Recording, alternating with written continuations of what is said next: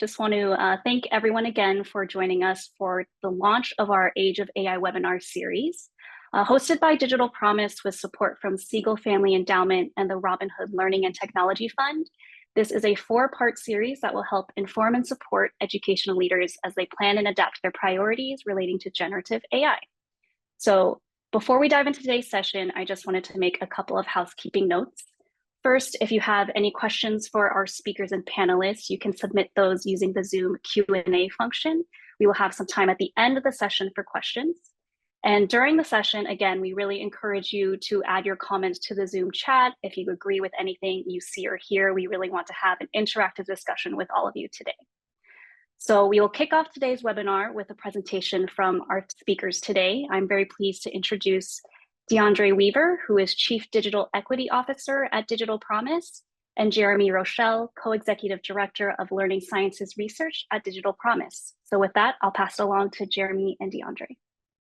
Thank you, Emma, and good afternoon, everyone. It's really good to be here and to see you all. We'd like to start off by talking a little bit about our recent work in digital equity, just to set the stage for the conversation that we'll have today. Over the last decade, we've had a pretty significant partnership with Verizon to offer the Verizon Innovative Learning Schools program. And we're actually we have been in and have supported over 600 schools across the country, impacting hundreds of thousands of students, over 31,000 teachers and leaders, to advance what we believe is an important part of digital equity. We've also recently supported the Department of Ed, Office of Education Technology, and their Digital Equity Educator Roundtable initiative the last couple of years, and have done quite a bit of research and writing recently. One of our papers that we've released, I think in December of 2022, was this delivering on the promise of digital equity. And it's really where we advocated for states to take a systems approach to advancing digital equity and use some of the federal funds that were coming out to advance it in meaningful ways. Next slide. But as a result of those efforts, we found, and particularly our time in schools over this last decade, the schools that have been and the districts that have been most successful in leveraging technology to improve outcomes for students have taken a systems level approach. And right now, there's so much going on with the rise of generative AI and emerging technologies. And teachers and leaders are eager to try things out. And we are excited about trying new things out. And we also think that a systems level approach to ensuring that these technologies offer sustainable solutions to the gaps that we see in public education and in learning in general is needed. So we've been developing what we call the Digital Equity Framework. And this framework is made up of 5 key domains that we believe really help support and sustain meaningful implementation and integration of technology in the learning environment. And so today we'll talk about, just as a place setter, each of these 5 domains, why they are important, and then I'll kick it to Jeremy to talk even more specifically about the opportunities around artificial intelligence. But this framework is really our set of principles and guidelines that help to ensure equitable access, opportunities, and outcomes. We're really proud that our framework also addresses the 3 digital divides that recently have been highlighted with our National EdTech Plan, which we're so excited to see the Department of Education advance in this way. But it addresses the digital access, the design, and use divides so that we can actually bring us more closer to what we all hope for in public education and education in general, is that learners get what they need when they need it in the ways in which they need it the most. And we believe that technology can help be a strong driver and supportive of those. Next slide. So the first domain is focused on leadership. In the districts and schools across the country that we've seen technology utilized in the most meaningful ways, it has always started with leadership, and not necessarily just the leader, but leadership for this idea of digital transformation. And we are defining leadership for digital transformation as the leadership activities and actions that bring together the whole learning community to definitively define the way that technology could be used or should be used throughout a school system or a school. It's really defining and codifying the beliefs, the vision, the hopes and dreams for the role that technology can play. And we don't think that technology is the main course. We think that it is a very, very, very, very, very long serving dish on which all the other meals are served. And so it always starts with a really clear and definitive vision for the role technology plays. In districts where this has not been successful, it has lacked a vision, and we've seen sporadic usage of technology that has not been sustainable. The goal here, we also believe that education should be a lot more personalized than it is today. And so we are advocating for this idea of ubiquitous learner-centered education that really puts the student at the center of the learning experience. And we think that the use of technology can do that in a way that we've not been able to do before. Next slide. The second really important domain is this idea of coherent systems, resources, and policies. So once there is a collaboratively defined vision in place for the role technology can play, then there has to be at the systems level, the aligned systems, the resources, and the policies that allow for that vision to take root. For instance, if the vision is for a more learner-centered, a more personalized experience for students, then you have to have policies in place that allow for that ubiquitous learner-centered experience to take place. There have to be appropriate resources that are allocated, people to support the development of teachers. There has to be an alignment of whole departments in the school system. So is your IT department separate than your teaching and learning department? Do they work together with the purchasing department to identify the technology resources, the software, the platforms that are going to be used? And is there a clear use of those that are aligned to the learning vision for the district? We've seen where that has not been congruent. There's not been the consistent and sustainable implementation of technology, and it's been these one-offs. But the coherent systems, resources, and policies domain is really, really important. It helps concretize the vision for the role technology can play in a school system and in a school. Next slide.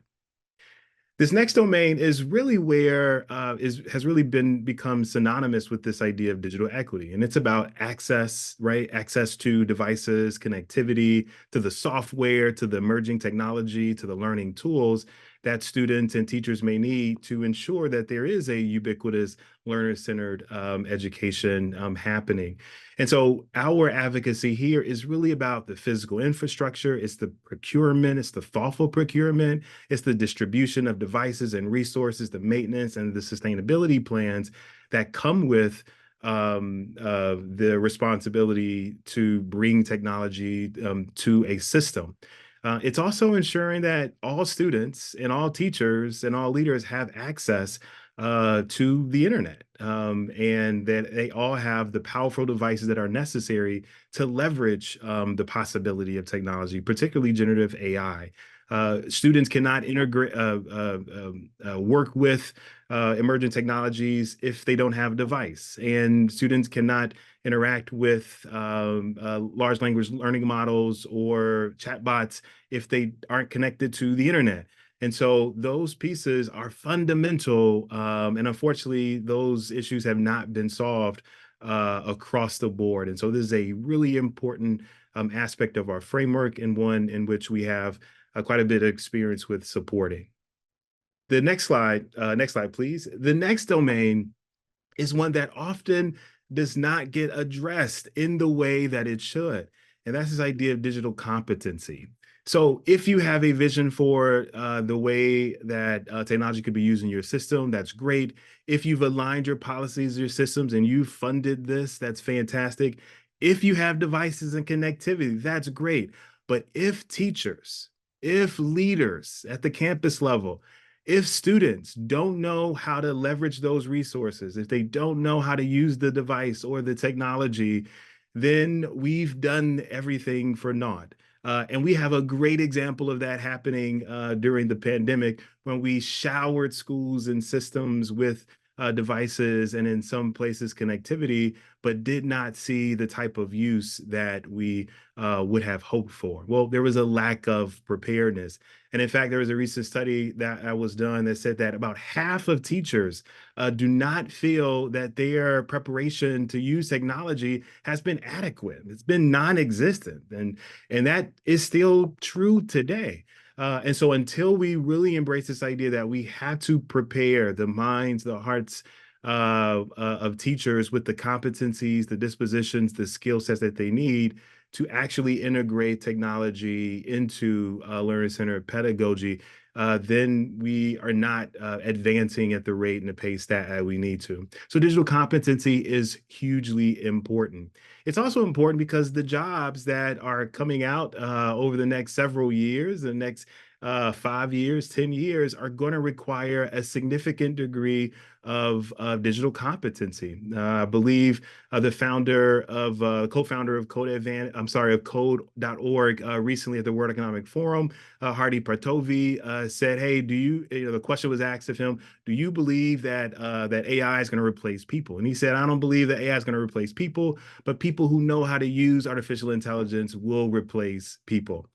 So if we are not developing the competency in our students from an early age, thoughtfully, all the way until they graduate, high school and go off to some other form of education, if we're not thoughtfully preparing our teachers in pre-service opportunities, then we are not preparing our next generation of workforce well.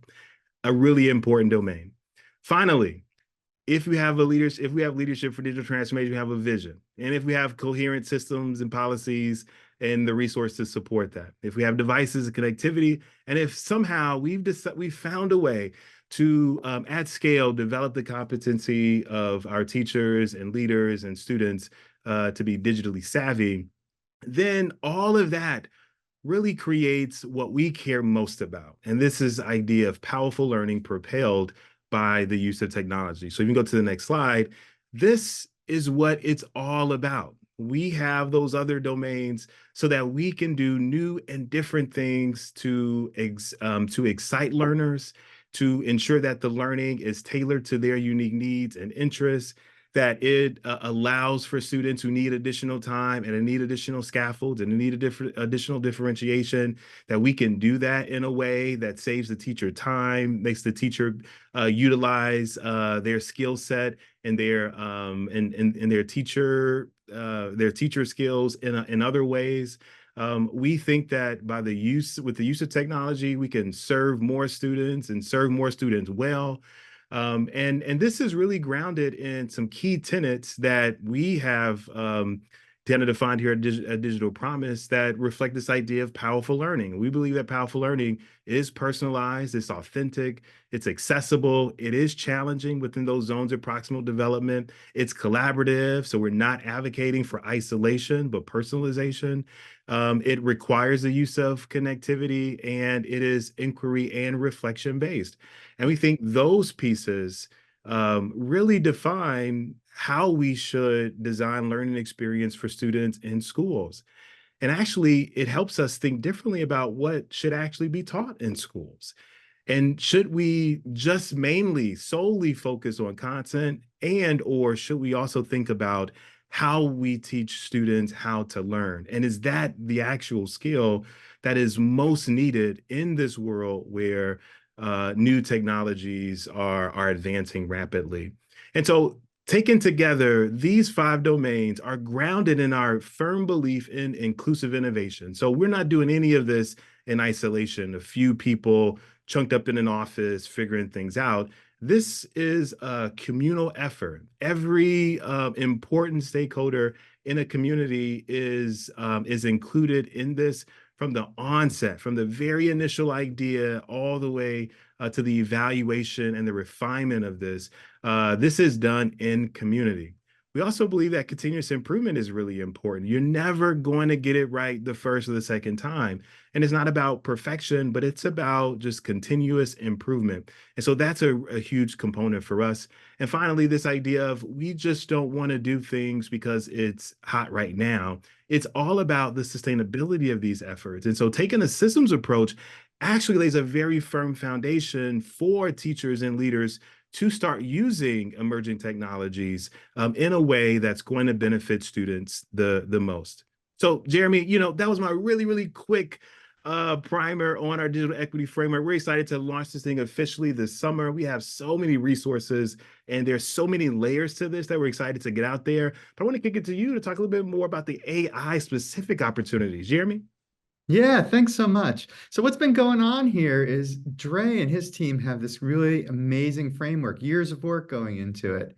My team in the learning sciences research part has been tracking and studying applications of AI for decades. And so we're bringing these two things together to like, what is it, digital equity in an age of AI? And I want to just start on the clearest place we have to start, which is a spotlight on bias in these AI models. Many of you on this call are probably familiar with bias, that these models may have something that's systematically untrue or harmful, and it may lead to unfair outcomes or discriminatory outcomes for our students. So I've been studying the state guidance documents that are coming out now. There's 7 of them. And shortly, Digital Promise will put out a little summary report about what's in all those 7 documents. But I'm delighted to say they all have something about bias. And note what Oregon says here. Generative AI uses algorithms created by human designers. So it's not only that our data going into these systems may be biased, but people make choices as they train models, and that can lead into bias. Okay, so I think you all know this, but I want to say something new on the next slide, and I'm going to ask for your interactive engagement. So let's talk about civil rights. Why are we talking about civil rights? Well, in the executive order from President Biden on AI, he does something very important, I believe. He charges the Civil Rights Division to get all the civil rights offices everywhere in the federal government together to have comprehensive work on addressing discrimination to attack bias. And so civil rights laws give us a regulatory capability to do something when things are unfair. Are things unfair with generative AI? Well, I'll give you one example there's already been cases about. So this is very real. Automated facial recognition can lead to disciplinary referrals for students unfairly targeting our Black and brown students who are no more doing the disciplinary things than anyone else, but the systems are unfair. So I want to ask you, all of you in the webinar, to put them in the chat. Why do you think we should connect civil rights laws and our quest for digital equity? Take a moment and type something into the chat.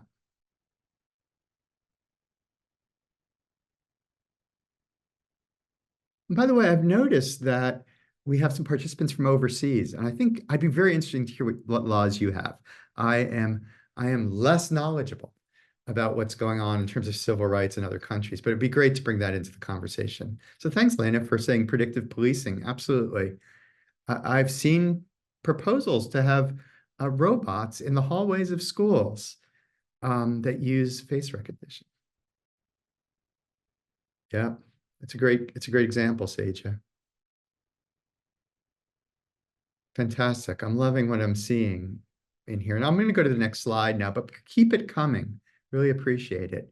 So there are things that existing regulation addresses, like unfair disciplinary action, unfair really restriction from getting into the AP courses that you want to get into, unfair grades and assessments.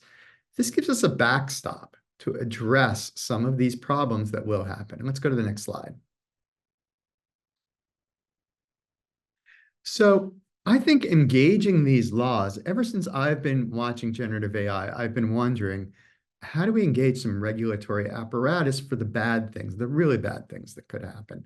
And I think privacy law and civil rights law are 2 places we have to go. On the other hand, when we spotlight bias, we don't really have a sufficient guide to the really promising forward-looking design of AI for digital equity. And that's what I want to turn to in the next slide. We need this anchoring in civil rights, but just paying attention to civil rights won't get us all the way there. So here, like my colleagues, I'm going to just use our National Educational Technology Plan, which I celebrate, as a way to start tying together digital equity and AI. And it calls attention to three gaps. Now, the National Ed Tech Plan doesn't really go into a lot of detail about AI, so we need to make those connections. And the first connection came from Dre as well, digital access. We are already hearing stories from our educator and practitioner colleagues about how, students' parents are paying for different levels of subscription models or none at all. And so some kids have really powerful tools to help them do their homework, do their schoolwork. Other kids, not so much. Will students not only have devices that are powerful enough, connectivity that's fast enough, will they also have fair access to the same tools to do their work? Don't know. I think that's a super important gap for us to pay attention to. Let's go to the next one. Next slide, please. And that's going to be the user design gap. Let's go. Yeah, I'm not seeing the slide change. That's funny. I'll look at it on my screen and start talking just so we keep it flowing, and hopefully the slide will catch up to me. Yeah, we're gonna restart the slides, it looks like. Next one is the digital use gap. That's like, what is it used for? I'm an expert in mathematics education and the use of technology in math education. And I have to say, for like 30 years, we've seen this pattern, which is unfair. We've seen that kids in lower income schools get a lot of drill and practice. And we see that kids in more affluent schools get really amazing opportunities to explore math more deeply, going into concepts, going into applications.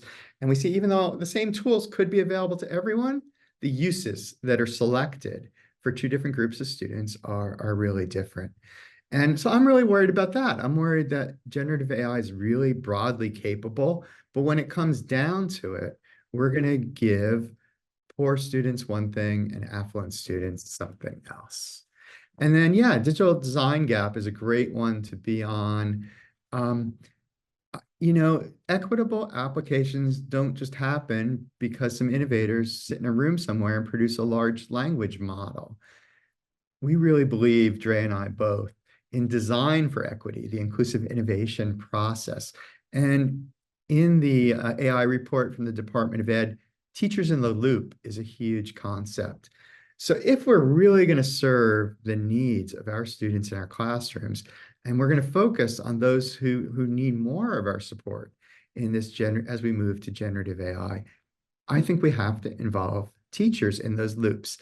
And we're seeing some energizing of teachers out there, but I have to say, like, I'm still kind of worried about whether what's really going to be used is going to have enough teacher design in that to really meaningfully make differences in powerful learning. Okay, so those are three gaps that are super important. And now we want to sort of wrap up our section by tying back. Problem with gap gazing is, like, I love gaps, but often they only activate one part of a school community to do work towards digital equity. Like, somebody's in charge of the devices and they get activated on that. And so what I love about what Dre presented is it's a framework that can pull us all together. And to address this really hard problem, we've all got to pull together. So let's go to the next slide. Yeah, so our recommendation then is to take the systems approach and not just focus on bias, not just focus on gaps, but to talk about how in each of these colorful areas on the image, we're gonna have to do something to advance digital equity. So I don't know, Dre, I'd like to get you back in the conversation here. I mean, do you have something, for example, in digital competency or powerful learning that gets us specific to AI? It starts to connect the dots for people? Oh, absolutely. And I think the work that we've been doing within the digital competency domain is we've been looking at specific roles. So systems leader, IT leader, coach, teacher, student, and we are tracking these domains across each of those specific, roles. And then we're drilling down, right? So what does this mean for a teacher in a classroom who wants to utilize emerging technologies and in the whole kind of process of teacher learning? We get really specific with coaches on how coaches support Mhm. teachers. We get really specific around how leaders support coaches and teachers and so on and so forth. And so I think we're trying to create a resource that is very actionable and provides enough granularity where you don't have to assume what to do. We try to make it as plain as possible. We also try to make it really clear on how to evaluate whether or not you're being successful Yeah. as an educator or as a leader. So I think we are certainly thinking about that too, Jeremy. Yeah, and I'm just going to follow on what Ji-Soon Song says in the chat about UDL. We are seeing so many practitioners out there tell us about ways they're using the multimodal capabilities of AI to better support their students with special needs by taking universal design for learning really seriously.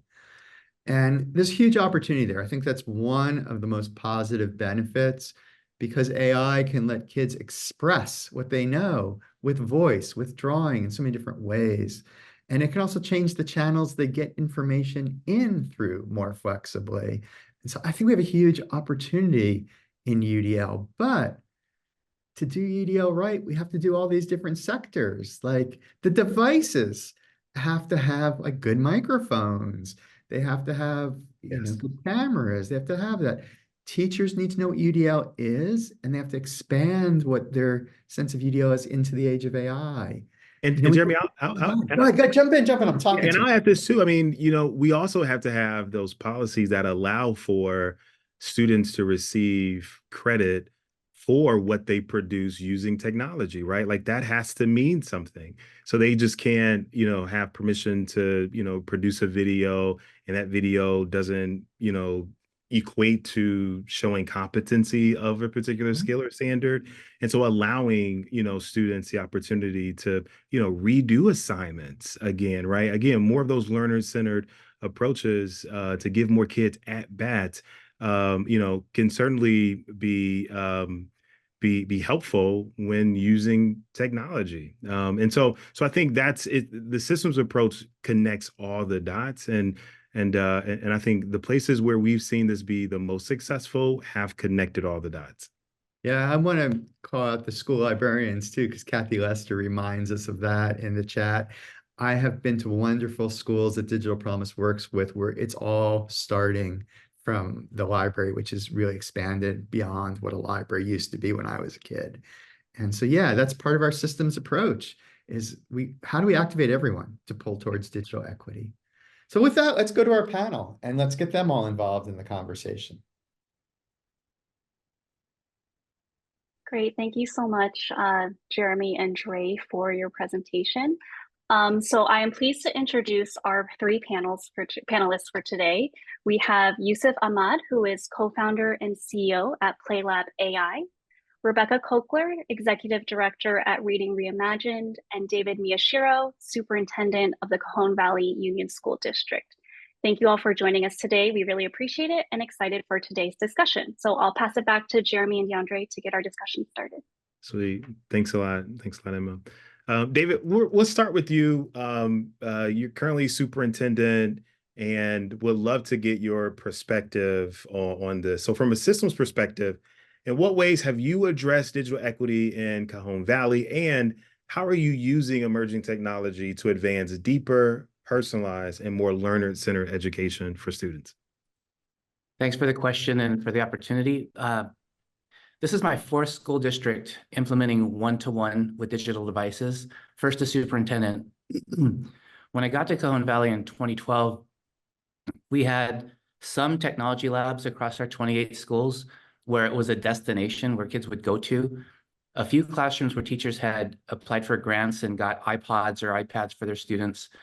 So there was vast inequity. And so when we asked the question and started socializing the idea of blended and personalized learning, Fortunately, Michael Horn and the Christensen Institute released a blended learning MOOC. You may remember that, where they showed the best models from KIPP Learning, Rocket Ship Schools, Summit Public Schools, and how technology was being used wisely in classrooms. And so after taking that, I asked them, could we have all of our staff take the MOOC? And they made it free for us. So we asked our people, to join in and learn with us, and then volunteer to be part of an innovation cohort. Like, who wants to be part of the first wave of bringing new technologies to classrooms? Out of about 950 teachers, 870 signed up.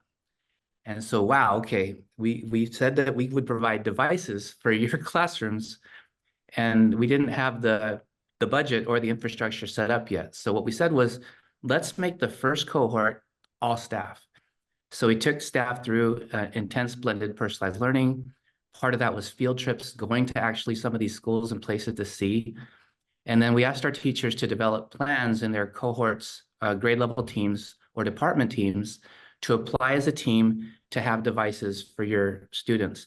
Over the course of that year, we were able to secure a government bond that funded 20 years of refresh for our student devices. We built data privacy and security. We created a position on our cabinet for a chief technology officer, which, if we're going to talk about digital equity, digital has to have a seat at the CEO table. And with that infrastructure in place, we launched on this learning progression. And in a matter of just 18 months, all 17,000 students had their own dedicated device and some form of access. We weren't ubiquitous with Wi-Fi yet in 2013-14, but all of our kids have devices. And what we learned in prior experiences is just having access to a device or technology is not enough. So we made it so that our kindergarten students get a brand new Chromebook when they start school with us. They turn it in and get a new one in third grade. They turn that one in middle school to get a new device. And at high school, we give them a MacBook. So there's a progression where kids will never be without a device, and we've been able to hack the ubiquitous access to Wi-Fi too. And so allowing teachers to be part of the development and design process, bringing everyone along together, making sure that truly all kids, every student has ubiquitous access, is how we've been able to modernize our curriculum and approach using machine learning. And I'll just make one final point on the generative AI. When OpenAI released GPT, what we saw was very similar to the past. We had some students and some teachers, just start using it. They didn't ask permission, they just went. This is what I'm going to do. And they started to show us what's possible. And the inequity that we saw was like, oh my gosh, well, everyone has a device, but not everyone knows this world is available to them. So how do we raise the collective efficacy of everybody? And so that's where we are. The other thing we're learning is that the difference between GPT 3.5 and GPT 4 is massive.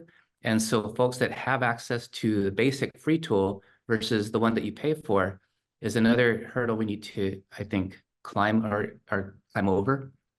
And so that's our focus now. Yeah. We're excited about the air show coming to San Diego in April. For those of you who don't know, I'll put a link later, but it's a free professional learning put on by ASU GSV, where you can come learn about immersive technologies and generative AI, Web3. And we're planning to take several hundred of our own educators there to relearn what it looks like in this new environment. David, that's impressive. You've hit multiple domains within the framework, but I want to zero in on one more, and I want to get your opinion, but also want to invite our other panelists to jump in here. When we think about what actually moves the needle for students, there's this connection between, teachers, students, and content, right? Based on the Dick Elmore's work out in Harvard, rest his soul. But anything within that sphere, like if you touch one, you got to touch them all. And so as you think about the relationship between teachers, students, and content, how are you thinking about the relationship between teacher, student, content, and technology? And since you have those devices, that's a dream, but how is that actually empowering different types of learning in your system? Thank you for the question. And that was, in the very beginning phases, some of the biggest questions we had from not just our staff, but from parents about screen time, about the lack of socialization, about like how do you control and monitor what content. And so the learning that we had centered around other ways that industry is using technology. For example, in healthcare, it doesn't eliminate doctors and nurses. It does some of the blocking and tackling of healthcare so that there's more time with bedside manner, relationship building, and coaching and facilitating that relationship between patient and healthcare system. And so we use that analogy that the root word of personalized learning is person. Who is the person? And so allowing the technology to do the blocking and tackling so we can have more one-on-one small group time, and also create systems of socialization within the internet in the early stages so that kids learn to build their digital footprint. Common Sense Media has been a partner from the very beginning. And as they update their curriculum, we update our knowledge base of security, privacy, but also positive social interaction online. Fantastic, David. I love that we're walking across the things. I also love that we've all learned something, and we've been led by the superintendents, the leaders. We've learned something from personalized learning. And as this wave of generative AI comes in, we know something about how to do this right, and you're applying that. But I want to keep drilling into the powerful learning. And so to do that, I'm going to go over to our colleague, Rebecca, and ask, hey, Rebecca, you are just a fierce advocate for reading fluency, comprehension for all students, of course, but particularly Black, Latino, Native American students, those experiencing poverty. So how are you thinking about how we can help kids to read and do these super important things? Yeah, thank you also for having me, and I'm glad to be a part of this conversation. A couple of thoughts. I would start by saying, I am just wildly optimistic about the potential and wildly critical about some of the ways we're taking things on. And so, I think both of those perspectives are important, I think, in the conversation. We spend a lot of time following a lot of research and reading, and have spent a lot of time focused on work around the decoding threshold, this sort of research that shows that about 40% of our middle schoolers and high schoolers are not decoding multisyllabic words meaningfully and can't access reading comprehension. I mentioned that specific point because one of the important, again, places of potential optimism, but major critiques I have in how we're approaching the work right now is around instructional excellence and research-based instructional practices in technology. And I think technology allows us the opportunity to continue to not only become research engines themselves in really powerful, incredible ways, but also be able to adjust much more quickly to meaningful research that we find. We don't know all of the answers about how kids learn to read right now. And we have a lot of work to do in our research community, especially in ensuring the success of all of our students, and especially our Black, Latino, Native American students. And so I think there's both incredible potential, but so much technology is not rooted in the research of how kids learn, not just to read, but so many other areas, and actually don't focus on continuous improvement within their own products while they're not using data in a way to continue to improve the efficacy for different groups of kids in their products. And so I think a couple of things I think a lot about from an instructional standpoint, again, both if we can get these things right, I think there's incredible potential, and I don't see us doing enough in these areas. One is coherence, and learning to read is a united set of skills. And I see a lot of technology right now in the market that focuses on micro components of the pieces of learning to read, putting so much work on the teacher to have to put together this patchwork of tools and technology, which is just so overwhelming and complicated for teachers to do, and frankly, just not effective because they all just take different approaches. So one, we've got to put more focus on coherence in instructional tools, demand that the instructional tools and the technology is doing more of the work of coherence for teachers, because in some cases, all of these tools are just creating more work for teachers as they attempt to, string them all together and make sense of all of this data coming at them. And it's so overwhelming. I think number two, for me, instructional excellence, really understanding how kids learn and having a very robust academic team within your technology organization is very rare. And the way we partner with educators and with kids to build products that really work for them instructionally in those settings is so critical. Bias, I won't get into because you guys have talked about that so much. I think it's a major focus for us in building technology. And the last thing I'll say is like a very boring topic, but I feel very passionate about, which is data security. We are not taking that seriously enough, in my opinion, right now. And it's a major risk, and I think not fair to our kids, especially whose data does not deserve to be public and shared in any way. And so I think we need to like buckle down on those areas as we think about how to leverage technology to have the incredible potential that I believe it can and should have. I'll pause for a minute, but would love to come back to some of even the assessments and other ways where like, I just see there's like such potential for innovation to actually make all of these things more equitable. But again, I think we have to take on those 4 areas to really get from technology what we need. Love it. And I just as a researcher, I have to say just a little bit about AI and reading, because I've been a fan for decades of work out of CMU, a guy named Jack Mostow, who pioneered something that listened to children read books out loud. And it noticed when they mispronounced or couldn't say a word. And it could do things like show them the how your mouth makes the sound.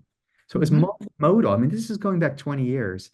Yeah. That work has stunning record of effectiveness and decades of designs. I really believe with you, Rebecca, that we can do better with AI for reading, for helping our readers who are still trying to connect longer words together. And also, I think we have a long ways to go with comprehension and making that part of the reading experience for every child, no matter what level they're at, not making people wait for comprehension. Yeah. And just one incredible way, and this is an example of where AI could play a role even in assessments, is in reading, the skills only matter in the context of books. And that's the hardest thing about why we struggle to assess kids and how to read, because we separate the skills from the books because we don't know how to do it together. With AI, we have the potential to bring those things together so we can really assess kids meaningfully, and which would help us actually better position a kid to access a book, because kids will need different skills for different books. It's not just that the screeners we use and assessments we use signal exactly what a student needs to read the Christmas Carol. It's going to be different than it's going to be to read a nonfiction text about space. The same kid needs different things to access that book, and we know it. And the same kid can show success in different ways in those books. AI can actually help us assess that more precisely. And on the front end, so we can better get the student ready to succeed in that book. And it can help us assess it better on the back end, because we would know more meaningfully, did a student really get out of that book what they were supposed to? So I just think actually AI has the potential in reading in particular to bring skills and books together in like very powerful, meaningful ways that bring more context and value to the skill building and learning we're doing with kids around reading. So I'm excited about those potentials for reading. Yeah, Rebecca, love that. And actually, it's a good segue to Yusuf, who's, working at the Playlab, running the Playlab AI over there, doing some amazing things, working directly with teachers, students to create these authentic AI learning experience. Yusuf, as you work with educators and system leaders across the country, what examples can you point to that show the potential of emerging technology in education, and what barriers are preventing schools and districts from more wide-scale use? Well, thanks for the question. I needed to stop taking notes from everything David and Rebecca were sharing. If you don't know Playlab, we're a nonprofit tech company. We work with educators, schools, and nonprofits around the world to make it easy for them to build their own AI tools or adapt ones built by others. So it gives us a really unique vantage point into the kind of things that educators across the world are doing to use generative AI today to advance deeper learning in their context. A couple examples. I noticed, at a different example teed up, but I'm noticing the librarians in the chat. And so I'll pick one from New York City Public Libraries. There's a librarian based out in Queens, New York, Tina. She built a tool called Ask Tisha for her community. She'd noticed a challenge. Like, she's been a librarian for years, and she's been wanting to offer more personalized support for folks who come to our libraries, teenagers, adult learners who are trying to figure out, how do I juggle a job, but also put myself through my GED program or through an associate's degree. And she built this tool that helps her community navigate the range of resources that her library has to offer. It's an AI-powered chatbot. You can access it on Playlab AI's main page. But she built that without knowing how to code. right? But I think her story is really interesting because it offers a few opportunities, but also challenges. I think the first thing that excites me is with these latest breakthroughs in generative AI, I'd argue now that the programming, the language to program is now English or natural language if you speak a different language. I've seen people build apps in Portuguese, in Zulu, in a range of languages. And so when the programming language is English and anyone can code, what does that make possible? That's like the first thing that I'm sitting with. But that's also a challenge, right? Just because you can code something up doesn't mean you have the skills, the experience to build products, right? Someone like Tia has lived experience. She has expertise about our community, but it's a whole nother thing to learn how to harness generative AI responsibly, right? So there's a question around how does she build her capacity and her capability to do that? And she didn't do it alone, right? She did this as part of this, learning community that we've been running in New York City with in-school educators, out-school educators, where we talk about bias. We try out different AI models from OpenAI. We try out open source models. We look at the difference between 3.5 and 4 that you pointed out, David. And she quickly saw, she's like, okay, I can't use GPT 3.5 to do this. I need to use GPT 4. The open source models are not good enough, but I need to prompt it in specific ways to get it to respond in the ways that I want. I need to use RAG, so I need to train the model on my own knowledge files so that it can actually respond to the needs of my community in ways that are culturally responsive and culturally affirming. So her story is like pretty powerful and illustrative, but I think it shows like both kind of opportunities with like democratizing who can create software for their own context, as well as the challenges and the barriers we need to solve to actually democratize who's creating with this technology. That's like the first story. The second story I'll share. Yeah, jump in. Yeah, no, it's great. I was just excited about what you were saying, and I was excited about how you're expanding the idea of digital competency and cross-connecting people. How are people's competencies going to need to come together to have teachers in the loop? But I was just getting excited. I didn't mean to interrupt you. Yeah, no. I was just getting energized by the conversation. I appreciate it. I think the second story I'll share again comes from New York. I think again, I was going to share a different story, but I was listening to Dre talk earlier and just revisiting the beautiful framework you all put together, and even just listening to David talk about the systems approach that you've taken since 2012, right? In terms of like, what does thoughtful integration look like? It looks like capacity building. It looks like taking the time to plan, to dream, to really imagine how might we leverage these technologies to advance real teaching and learning. It also is about like continuous learning. To Rebecca's point on continuous improvement, right? You recognize that the tech is changing. People are changing as tech pervades our culture and changes how each of us interacts. And so as a leader, as an organization, you need to think, how are you adapting? And so the story that comes to mind for me is the work that Superintendent Alan Cheng is doing in New York City in partnership with the Office of Digital Learning Initiatives and Tarek Rose on that team. And it's beautiful. Again, they're doing like cohorts of teachers that are like learning how to create with AI. So getting behind the curtain, seeing how these LLM-powered tools actually work. They play with different kinds of AI models to get a sense of like, again, like what's possible, what's not, what are risks. And then they're stepping back. They're reflecting on, okay, we're seeing, back office use cases. We're seeing, principals use this to like synthesize observation notes and to provide coaching tools for teachers. So they're coming up with a rich variety of use cases. And then they're stepping back and wondering, what might experimentation look like across our schools, across our district next year? And when I say experimentation, I'm being very intentional. That word is loaded. Especially in this country, and you think about like a lot of the kind of crazy legacies that we inherit. But they're thinking about responsible experimentation. They're dedicating capacity to it. So they have team members on their team that are thinking about this, and they're building their capability to do it as well, both internally through training and through partnerships with their central, like at New York City DOE and other partner organizations. And so I'll pause there. There's a lot more to say about the topic, but I think as you think about examples of hope, of like the work that needs to be done, that gives me inspiration. Maybe the last thing I'll just share, I think that's important because it's not been brought up in this conversation. Technical transparency and infrastructure are things that I think a lot about. And what I mean by that is most AI tools right now are not technically transparent. You don't know what the instructions are, including tools like Codvigo, right? It's not like you don't know what the prompts are. You don't know what knowledge it's trained on. And the underlying AI models, you don't actually know how they work, right? The data is like, what's the data? What are the parameters? What are the weights? And I think that carries a long-term democratic risk. If we're building public education systems on top of models that are proprietary, they're black boxes, from companies that are kicking out scholars like Timnit Gebru and other amazing Black female scholars that have been critiquing and highlighting the bias of these systems, it gives me pause, right? And the immediate implication is that pragmatically, GPT-4, like, and GPT-4 class models are really powerful when harnessed in the right way. But there's a big gap between GPT-4 class models and open source models, which are typically GPT 3.5 class. I know this because I work with these models every day. And so the question I'm often thinking about is like, okay, like, do we do responsible R&D on like the GPT-4 class models and hope that open source catches up? But with the people we have in this call, a lot of you are leaders. And I think that if we can bring more people to the table to like contribute to open source, I think there's a moment right now where we can really help open source catch up in a way that, potentially, allows public education and public AI to be built on top of models that are transparent and that are auditable. Thanks so much. Hey, I have an idea to bring us together as we're moving towards a close. I want to go back to the colorful picture on digital equity on the slides, please. And what I want to do is ask our panelists, let's take this scenario of being in a library or wherever you prefer, and we're trying to help kids with learning to read things they really care about and can learn about.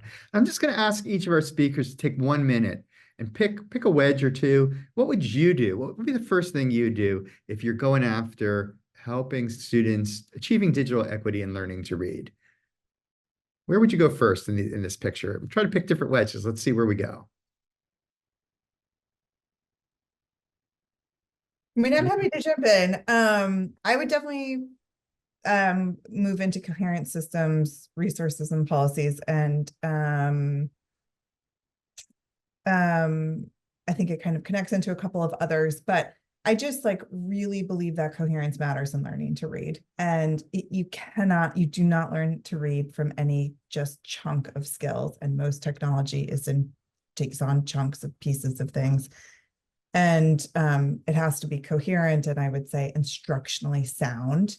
And so like, if we're focused on actually getting a student to read, you have to have coherent instructional coherence. You have to have instructional rigor and efficacy. And I would say there's components of cultural responsiveness that you need to take on. So for me, that's like where I would start. And I think it is like completely critical, especially in the act of learning to read in particular. Nice. Anyone else? Jeremy, I want to actually answer this question if you don't mind. I love all these domains like they're my children, right? So I love them equally.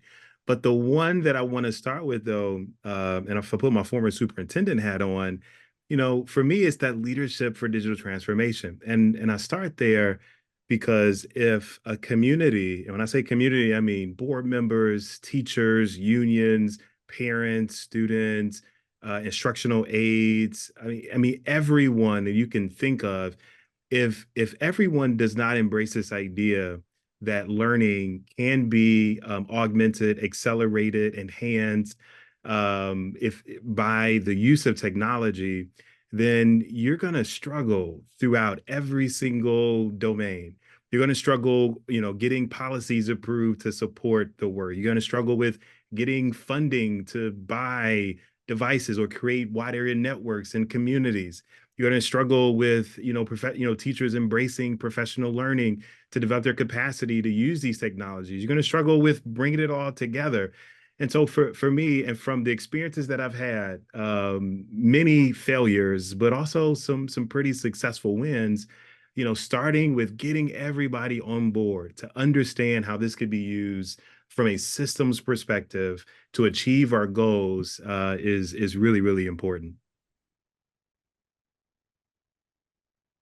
I'll jump in on the red and the teal slide, the consistent access plus the power for learning. In 2019, I think ISTE put out a report showing that roughly 10% of school districts across the United States provided all students with consistent access and ubiquitous access to Wi-Fi. And then in 2020 to 2023, a lot of districts, on the other 90% can claim, well, we do that now too. But because data privacy and security, because infrastructure wasn't in place, because there wasn't professional learning, it was response to something happening in the world. A lot of folks had a really bad experience with technology, not just in the classroom, but for their own personal use. And there's a notion of wanting to go back to what it was before, which means not ubiquitous access to technology, and that's scary. So I think that we need to really think about making that table stakes in terms of every kid should have ubiquitous access to not their own device, but Wi-Fi and this robust ecosystem that Yusuf talked about and AI and Rebecca talked about in access to some of these abilities to help them read. And that came out in the National Ed Tech Plan too that we worked on. But we're at this point now, we have to either double down or hold people accountable for this new system that we're looking at on the screen. Yusuf? Yeah, I guess related to David's point, the thing I'm thinking about, so I had a really good friend, a middle school principal in Boston. About a third of our students are unhoused, and they've been doing beautiful work, holistic learning, social emotional learning with the young people there. But then their school performed really poorly on the MCAS, on standardized exams. And the reason I mention that is now there's a lot of backlash against the holistic learning stuff they're doing, a lot of focus on test prep. And to your point earlier, Jeremy, how is AI going to be used in that context? The pressure and the investment is all going towards test prep. It's not going towards SEL. It's not going towards, hey, how do we make sure these kids have meals? Recognizing that a lot of schools are still the primary social service arm that a lot of students interact with. And so I think that's the pause I'd make is I think as we think about this moment, a lot of leaders are on tremendous pressure under very real constraints, and tech is not the solution to those constraints. For them the real solution is for us to recognize we're coming out of the standards-based movement, and to find ways to move forward that allow us to embrace technology to advance deeper learning, and that also recognize that technology is not a solution to hunger. It's not a solution to kids being unhoused, and so just being real about what does it solve and what are the other things that we need to solve to make the great work that folks are doing to advance equity possible. Thank you so much. And we have to start to move towards a close. I just want to bring in one of the comments from the webinar chat, which was about culturally responsive approaches from Candace. And as I look at those wedges, I see a lot of opportunity there where we've had a canon that kids learn to read with, and it's not a culturally responsive canon. And yet we know that your learning to read skills interweave your vocabulary, your community background, your assets. That's how we all learn to read. And the possibilities to create texts and supports that activate more of the assets our learners are bringing seems super important to me as we move forward. Well, I think we want to start to go to our closing slide now. And I just want to really thank our three panelists and all our participants today. It was, I think, maybe 150 of you at the peak for this thing. And I'm going to turn it back to Kellyanne to tell us what happens next. Thank you. So we really want to warmly thank our panelists and speakers today. So as the slide mentioned, this webinar is being recorded, so we will be posting it to the Digital Promise YouTube channel in the coming weeks. We also have the second session of our Age of AI webinar series on March 25th, so please save the date for that. And unfortunately, we don't have time today to actually address Q&A based on all this discussion, but we really do encourage you to connect with our speakers and panelists on LinkedIn. We can include all of these links in a follow-up email as well, so don't worry about trying to type these all into your browser. But other than that, we really thank you all for your time and thank you for joining us.